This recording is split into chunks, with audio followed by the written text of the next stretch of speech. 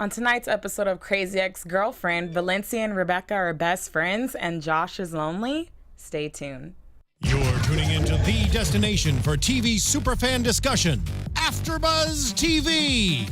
And now, let the buzz begin. I'm just a girl in love. I can't be held responsible for my actions. I have no underlying issues to address. I'm certified. I wish I was in this music video. I know, right? With the hearts. Therefore you can call her crazy.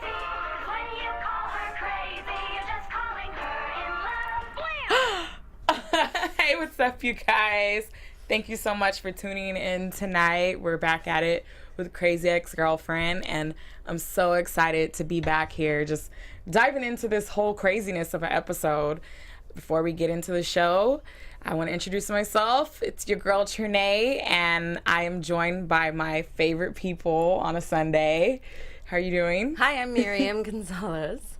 Hey guys, I'm Renee Ariel. You can follow me on Instagram and on Twitter at Renee Ariel. Yeah, where can we find you at? Oh, you can find me on Twitter at Miriam Gonzalez and on Instagram at MiriamG1.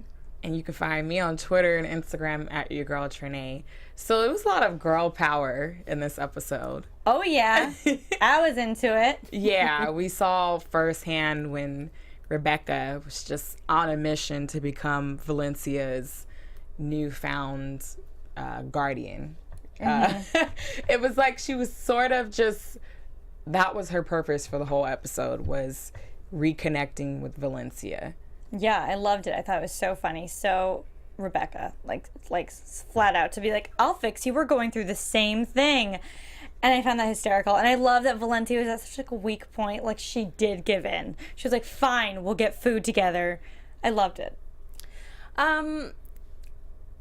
I think that Rebecca has this obsessive compulsive thing going on. First it's Josh, then it's Greg, then it's back to Josh, now it's Valencia, then it's Paula, although it's never Paula. Poor Paula. I know. Short end of the stick. Yes, thank you. I know. Yeah, it's, it's crazy. I mean, we can definitely just kind of dive into that. Paula, basically, we see that it's her first day of school. So obviously they transitioned into, maybe some days later or months later, I'm assuming. And she's in class, and Rebecca, being the good friend she is, goes with her to class. Now, it was weird because one of the students she met named Senal, which he's a really good actor. I don't know his name, but he's hilarious. He basically was like, Rebecca's just me. Yeah, and she is. Well, it's to the point where he thought that Rebecca was her child. And especially, first she brings her, she brings Paula a little lunchbox and she packs 2 juice boxes for her. But then it's like the neediness of Rebecca pops back into the situation. It's like, oh, my throat's kind of dry. So obviously she's like, can I have the second juice box? And so Sunil picks up on this behavior from Rebecca and automatically assumes that this is her child. They are obviously a nice amount of years apart that could be possible. Yeah. But it's not. It's her best friend.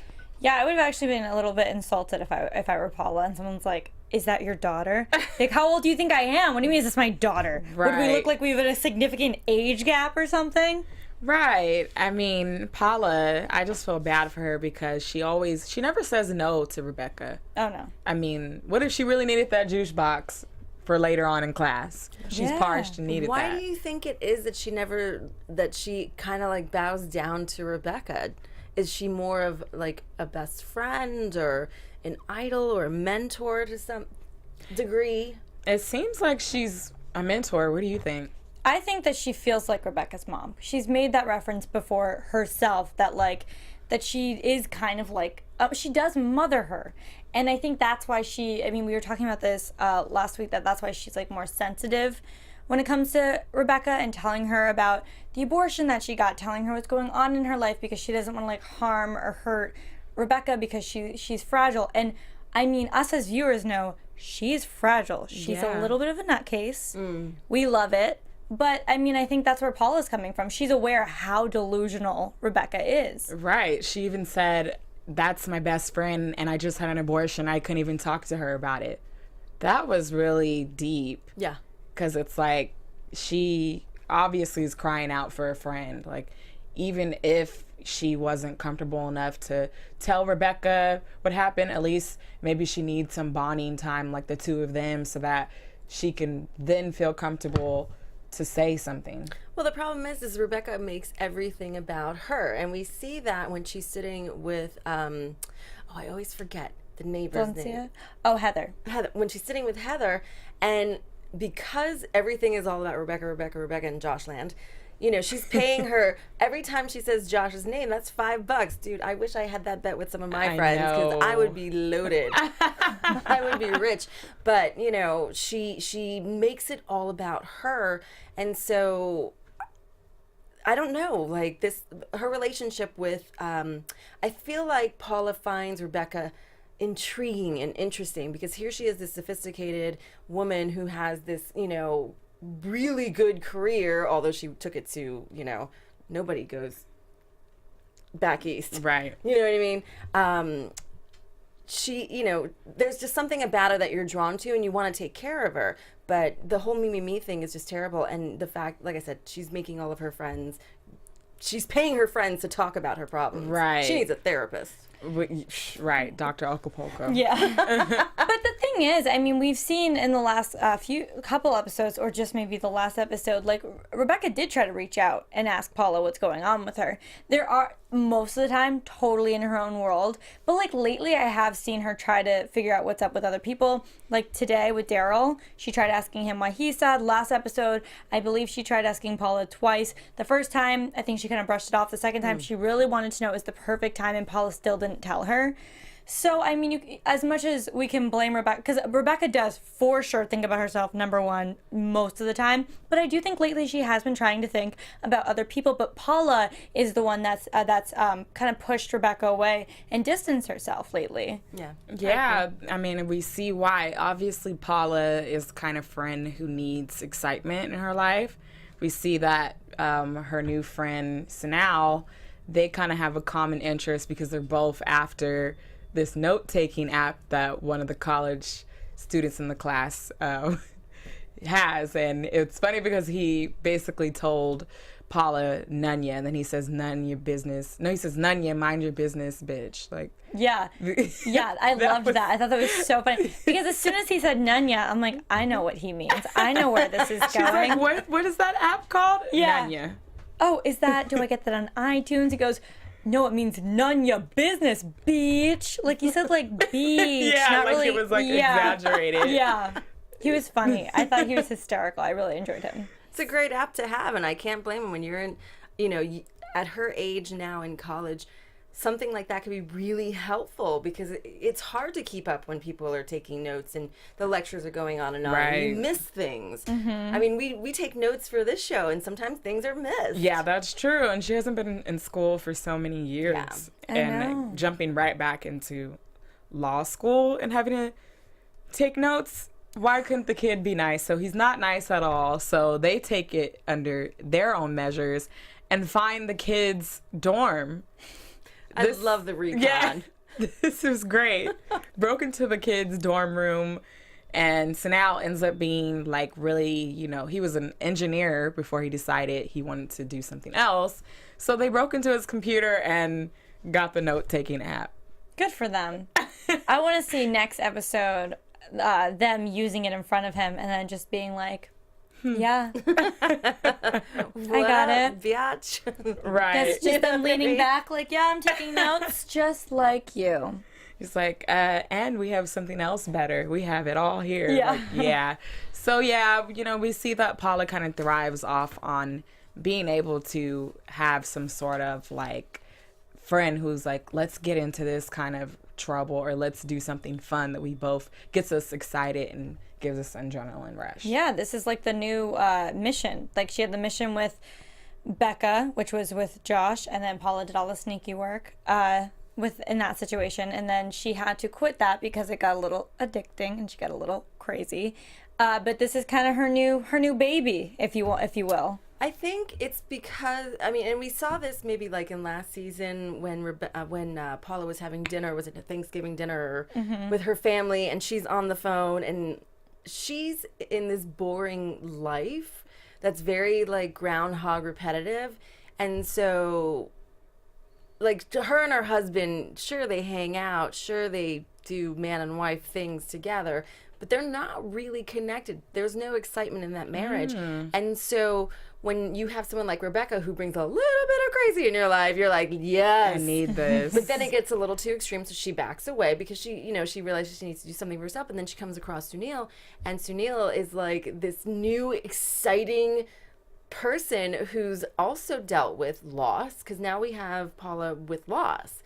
She had to make a really big decision as far as, do I start my career in law, or do I, you know, do I not?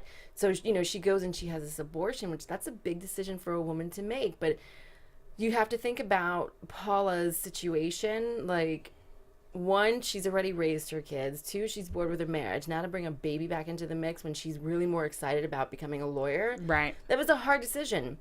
And the fact that she can't communicate with Rebecca about it is really sad. Yeah, and we did see a lot of communication throughout this episode. I mean, clearly, the mantra was to connect, heal, and reconnect, right? Well, it was kind of like when you like Control Alt Delete. Yeah. It was refresh, connect, and heal. Yes, refresh, connect, and heal. And they decided to go to Electric Mesa, which basically she tricked Valencia and told her they were going to go get some food.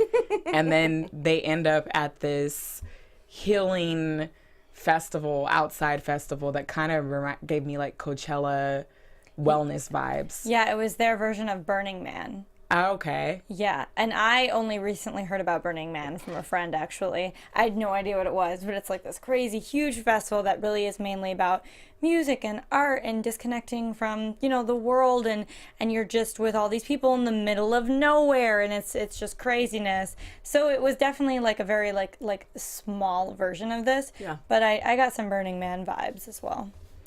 Yeah, what did you think of it? It was a nice little retreat for both of them.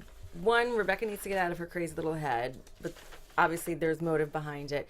And Valencia, we see, is just like one too many people peed in her Cheerios. She's like sad, and we see her eating her feelings, and, you know, just really disconnected. Yeah. And so, you know, the fact that Rebecca kidnaps her and brings her to this Electric Mesa, which is almost like a hopped up yoga retreat in the valley. Yeah. And I'm mad at you. I'm a big yogi. But, you know, it was, once they got there, and once they got into like the drinking of the drugs thing, I think it was a good thing. One, because Valencia is a big yoga person. Right. So you see everyone like in the main In their dome, right. you know, meditating and stretching out, and in Savasana, which is like corpse pose, and they're just laying there, just kind of connecting to the earth. And Valencia has not been doing that with herself. She hasn't been taking self-care is so important, and when you're going through a breakup, it's even more important. Yeah, I mean, we definitely see that, how she's just like never got to deal with the breakup, and now she's finally coming to terms with it, because when they take the Triceratops drug, which was called high tea, they ended up gulping down 2, and all of a sudden they go into this trip, which we see Valencia goes into ballet trip, and Rebecca goes into ballet dancer trip. I thought it was really funny, actually, because I would have thought the opposite scenario for each character. I thought Valencia would have been the angry one, like, you were my boyfriend for a bazillion years. Right. And here comes this chick, and she comes stomping on my game, ruining my life, like... I mean, this is super huge of Valencia. You're becoming friends with the side chick. I know. When you think about it, right? It's true, but I think at the end, like, I love that they figured out, like, it's better, like, to stick together, and that they have a common enemy. Josh, he's the one that was still flirting with Rebecca. He's the one that kissed Rebecca while he was still dating Valencia. Like, yes, that was terrible of Rebecca, but I think Valencia understands that she was also obsessed and in love with her boyfriend, whatever they knew each other from camp. I think like they finally accepted the situation for what it was and realized who really truly hurt them both was not each other. It was Josh. That's true. I mean, and we see that they both have a commonality. I mean, they really put a lot aside for him. Like we find out, you know, once they wake up from this trip, we find out that Rebecca's actually really angry. Like her hurt is anger because she feels like he used her. He just like, you know, took her at a vulnerable time in her life and just took advantage of her basically. And then we find out that Valencia is actually sad and that he left the relationship emotionally a long time ago. So that's why she killed the relationship. I don't think that he left the relationship. I mean, I think Josh, the character of Josh, is so like, dun, dun, dun, dun, dun, you know what I mean? Like he's just so clueless that he didn't realize that Valencia was slipping away because of Rebecca. Had Rebecca not come into the picture, he wouldn't have had like an extra distraction. He wouldn't have had like an extra butterfly moment. You know what I mean? But now here's this chick that's being really imposing herself from like 20 years ago. And Valencia picked up on that. And I think what winds up happening between them is he's clueless and distracted over something that's really not that important to him. And she's taking that as I'm losing him. So there's this whole push-pull thing that's happened between them. And so now you have Rebecca and Valencia. I mean, I love that they're hanging out, honestly. It's empowering, right? Yeah. I actually think that we haven't really seen Josh when he's like super invested, obsessed, and in love with someone. Like the first time we saw Josh was as soon as Rebecca came to town. That's the first time we saw him with Valencia. Here's the thing. I trust that he did step out of the relationship emotionally a long time ago. I think that was before we saw him in the show, his introduction to the show. But I think we'll realize that once this possible new relationship develops and see how he acts when he's like newly obsessed with someone. I mean, like actually tries to put an effort. I mean, he wasn't even really putting an effort with Valencia at all. Valencia was with him for a long time. She wanted a ring. He wasn't willing to put a ring on her. He didn't want to commit to her fully. He was like half in the relationship, half not in the relationship, wasn't really trying. And we can say like, well, that's Josh's personality, because to an extent it is, for sure. But I think everyone's like a little different when like they're in love and they're trying to make something work. We do go the extra mile, like regardless of how like aloof we are, you know? Yeah. And I mean, some miscommunication could come, you know. He wasn't ready. Maybe they could have went and got some like therapy. They were together for like 10 plus years. Like maybe there needed to be some of that, and just a lot of their feelings weren't really addressed throughout the relationship. I think Josh is a day-to-day, I'm not thinking about tomorrow, I'm thinking about today. And you have someone like Valencia who's a strong personality, who is controlling to a certain degree. Eventually, what winds up happening is you have this guy who's aloof and someone who's controlling, and it's like two magnets that just won't connect. It's just pushing each other apart. And that's what happened between the two of them. And Rebecca was the perfect excuse to make that, to finalize that. Right, because she was controlling too. Yeah. So maybe this new chick will be aloof too. So, well, she's loving. She's dreamy. But yeah, speaking of that, you know, we find out that Josh is somewhat lonely now. I mean, he's at work, he's organizing everything 4 hours before the store even actually opens. Yeah, 6 hours before his shift. Yeah, 6 hours before his shift. And his coworker, you know, tells him, you're lonely now. I mean, you don't have any women in your life. And he breaks into this new song talking about how his thoughts are just all over the place. I mean, this was super relatable, because when you know, it was kind of showing like, how is a transition after you get out of a relationship? You know, do you deal with the terms of being alone, or do you hop into a new relationship? And we've seen that with him just kind of tackling his thoughts and trying to be positive, how his brain or his mind was telling him elsewise. I mean, otherwise. So what did you guys think about that? When you're doing any kind of transition, whether it's a breakup or just any sort of life transition, new job, whatever, to be left alone with your thoughts can be really brutal for some people. Like, they don't know how to handle that. That's why you have alcoholics in the world and you have drug addicts, and you know, with him, his vice is, you know, what did he say, scraping off Legos and stuff like that. He doesn't know how to cope. He's been being taken care of from his mother's house to Valencia's house, and now it's like, what? He's by himself and he doesn't know how to deal. And first of all, I love the thought bubble thing. Thoughts. Yeah. The thought bubble thing was great. I mean, especially when they like brought in Edgar Allan Poe, and then, you know, Obama's dog Bo. I mean, it was fantastic. He just, you know, he doesn't know how to deal, and eventually what winds up happening is you have to deal. Yeah, and we see that in this episode. We see him now like go, and his boss is like, by the way, the music died at, you know, Electric Mesa. Right. And so he has to go out there and fix it. And, you know, what an ego boost for him when he fixes it. Like, he's like, everyone's like, you saved the day. He needed that. Yeah. And were you going to say anything? Yeah, I agree. I think they made the point of just him or his coworker saying that he was a serial monogamous dater. And so this is the first time, that he's like alone in life and he's just trying to find a purpose. And when you're like trying to find your purpose, like you don't have like a set routine aside from going to work now. Like what other Greg left, Josh is busy doing things, Hester and his mom started a dating podcast. That's hysterical. But like all of his interpersonal relationships in his life are like gone. Like he doesn't have anything aside from himself and his work. So what we're seeing is Josh being like, literally all I know what to do right now is be at work.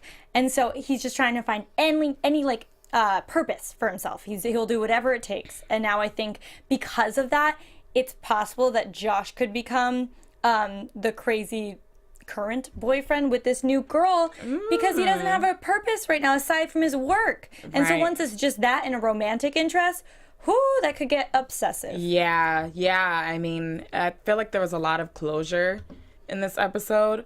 It's ironic how the speakers blew out, and then Josh is the main guy who goes and fixes it. And that's when we see the girls see him, and this was just a perfect point for them to come to terms with getting the answers that they needed. So we see them, see Josh. They're trying to hide out. Rebecca's like, no, we can't avoid him. We need to show him that this is real. We're going to eat his heart. Like, she was so funny. She looked so angry. I was so scared. I'm like, what is she going to do to him? Crazy, right? Yeah, so funny. Amounts of crazy. And I would say that I was not expecting them to have the idea to pee on the speakers. Oh, I don't think anyone was. Well, it was more the equipment that he was using, which means the speakers were fine, but now whatever he brought to fix it, he's got to touch and pick back up. Right. She was like, we're going to pee on all his equipment just like he marked his territory on us. She was being really empowering. She was, really beefing everything up and getting Valencia excited, giving Valencia the confidence she needed. And all of a sudden, Josh comes in and sees both of his ex relationships right there in front of him.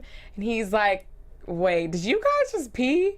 Yeah. I mean, it would have been even more funny if he caught them peeing. I know. I think the keys were a dead giveaway. Yeah. Apparently, this is something Rebecca does often, is hide things down her panties. And so... if they were...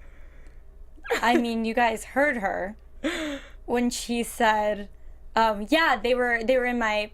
underwear, that's where they were. Mm-hmm. Oh, yeah, they weren't yucky. there. They were somewhere else. Oh my gosh. But I love Valencia's reaction. I was not expecting that because we've seen Valencia so like unconfident, or just completely insecure, feeling so down this whole episode. I mean, really since the introduction of Valencia this season. So I love that moment. She's like, yeah, we did pee on your equipment. What I now? loved that moment, because what a weird thing to own up to proudly. Right. Yeah, I did. What are you gonna do about it, Josh? I thought it was hysterical. Is it complicated? Yeah, They started mocking him. complicated. That when they were mocking him, that was my favorite. Yeah, and he's just like, you guys are really mean. It was so funny.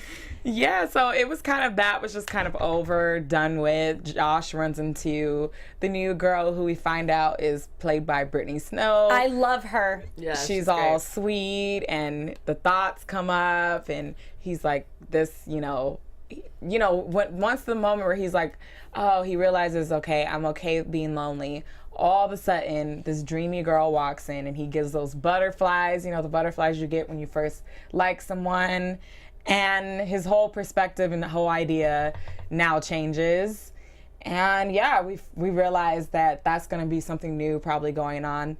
And the sad part of the ending was that we see a whole new transition, a whole new, just different flip of this episode, because Paula walks in with Sino, and they both have their friendship bracelets on, and we then see V, and we see Heather and Rebecca. They've clicked up, they're friends now, and it's almost like this awkward situation between Paula and Rebecca. It was like they hadn't seen each other in 2 months or something. Yeah, it was very uncomfortable. Well, the thing is, it's because Paula's been busy, clearly very busy. They've been disconnected because Paula used to be so, I would say, too involved in Rebecca's life, and now she's not really at all. She refuses to. She'll give some advice, but she wouldn't even give advice some of the time.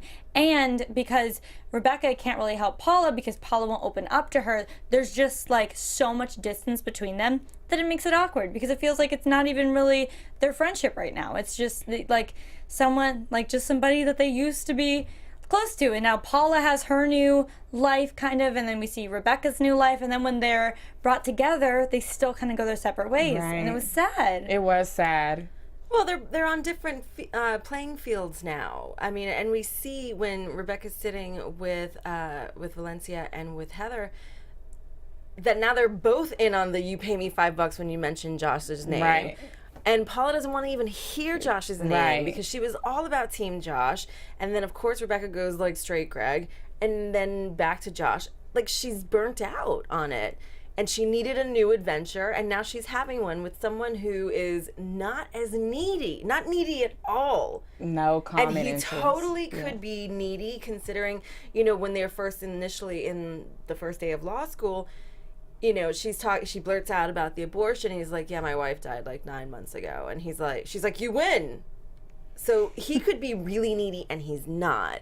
So this is a comfortable thing. They have more common ground as far as loss is concerned, as far as this new adventure and the possible gain that comes attached to it.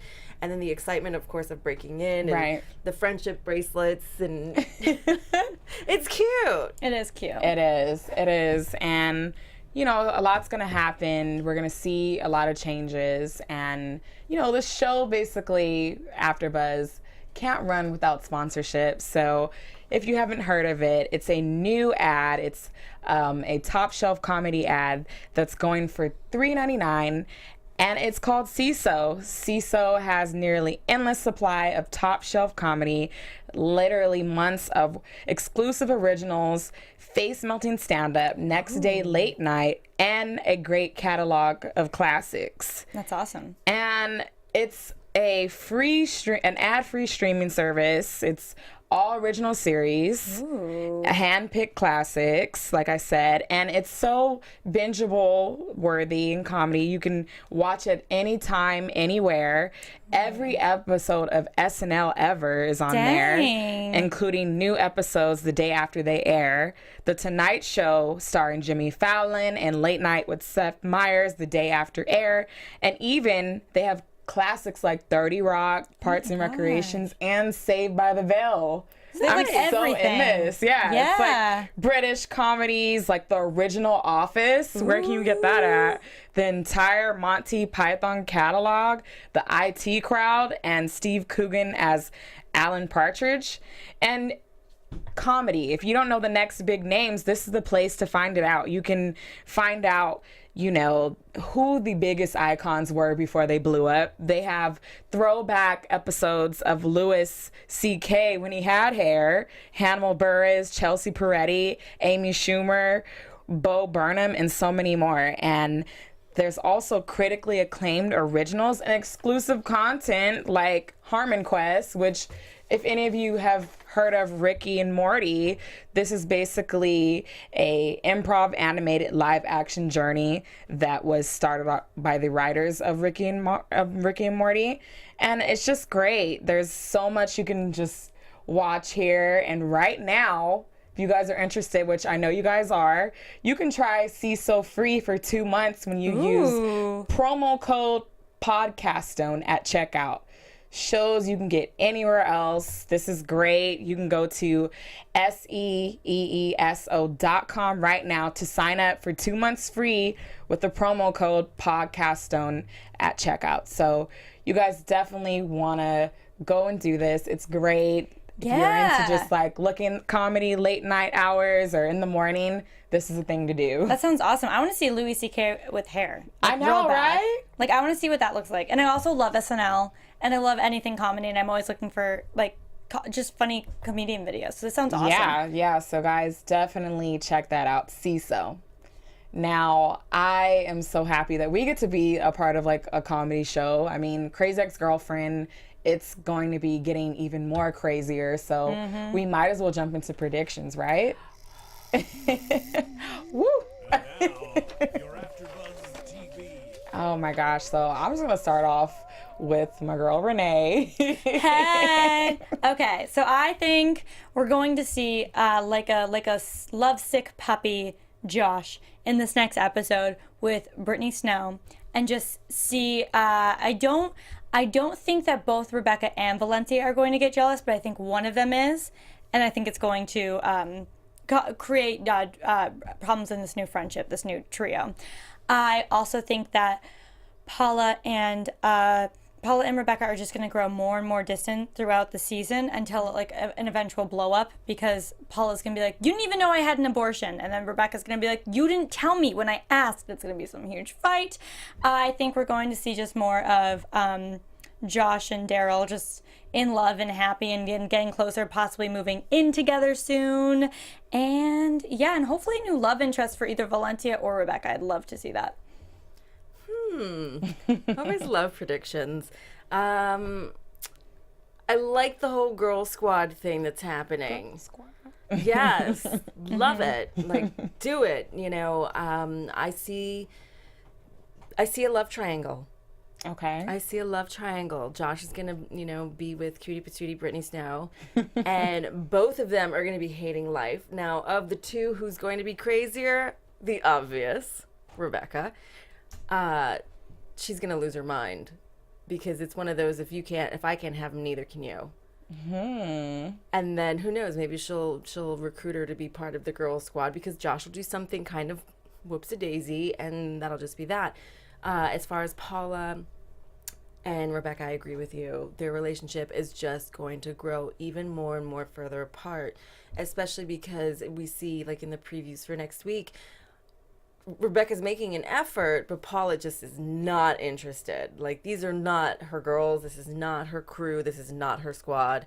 And, it's going to cause a big wedge between them. As far as White Josh and D, who I love their relationship. We saw how they kind of had this like moment in this episode where there was doubt and insecurity, and then reassurance.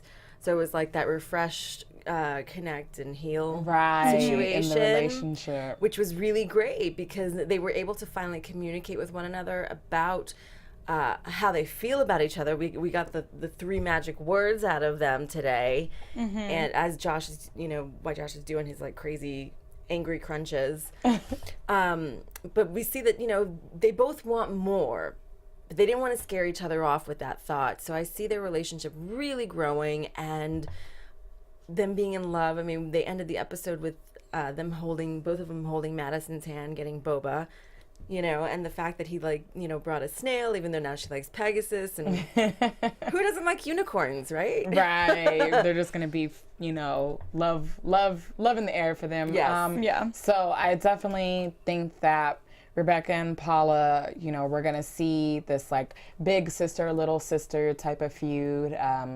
Next episode, which is going to be December 2nd for those who don't know.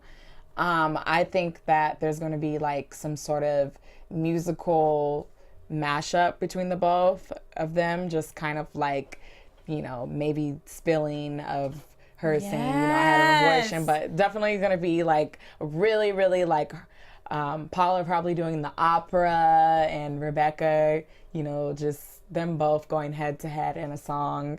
And then also I think that Josh is he's not going to know how to handle this new crush that he has. I mean, he's going to probably come on way too strong. And I feel like the girl's just going to kind of just pop out of the episode. Like it'll be, she was there once, but then we won't really see her that often. Maybe like he has a one night stand or something. And he's all heartbroken because he liked her, and yeah, she's nowhere to be found now. I like that. Oh yeah, she's free love. She's out. She's like, I was here, now I'm gone. So we usually do this like crazy meter where we judge like from 1 to 10 how crazy Rebecca was in this episode. So Miriam. Wait, 10 being the craziest? Yeah, 10 being the craziest. Oh, let's see. We have obsessed with a book, kidnapping, hallucinogenics, her eating a heart. Yeah, no, she was definitely bat crazy. I'd say she was along the lines of like, her normals to me would be like an 8. She was teetering on like a 9. Very nice. I feel like for me, this episode, I give it a 6. I give it a 6 because she was crazy. She was getting out her emotions. The Valencia thing is like nuts, but I don't put it past Rebecca. I feel like there's some episodes where I'm like, I'm like, what is that? There are some episodes where I'm like, oh my gosh, she needs to like be in a prison. She's terrifying. But in this episode, she scared me, but I wasn't like running for the hills. So I'll give it a 6. Yeah, I say I'll have to give it a 7. Basically, the most craziest that I seen her do was pee on the equipment. That was a bit absurd and crazy. It was Extreme. Literally extreme. There was, I mean, I guess when it comes to crazy ex-girlfriend antics, you can either key a car or pee on equipment. You pick. So it was definitely a 7 for me.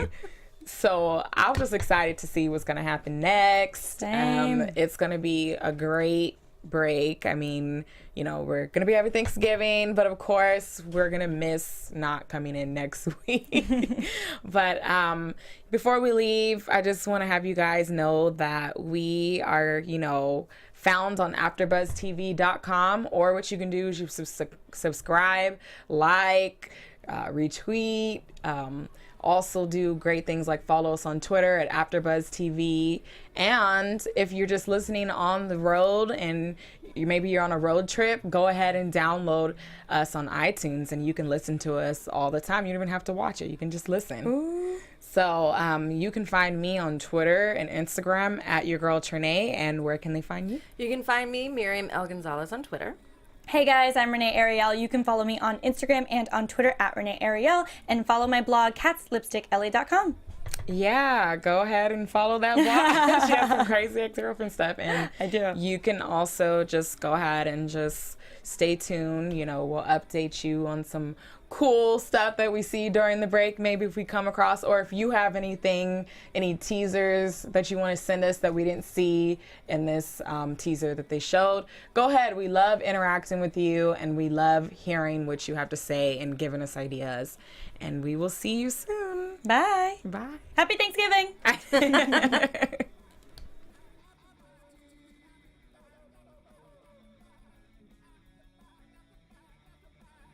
From executive producers Maria Menounos, Kevin Undergaro, Phil Svitek, and the entire AfterBuzz TV staff, we would like to thank you for listening to the AfterBuzz TV network. To watch or listen to other after shows and post comments or questions, be sure to visit AfterBuzzTV.com. I'm Sir Richard Wentworth, and this has been a presentation of AfterBuzz TV. Buzz you later. The views expressed herein are those of the hosts only and do not necessarily reflect the views of AfterBuzz TV or its owners or principals.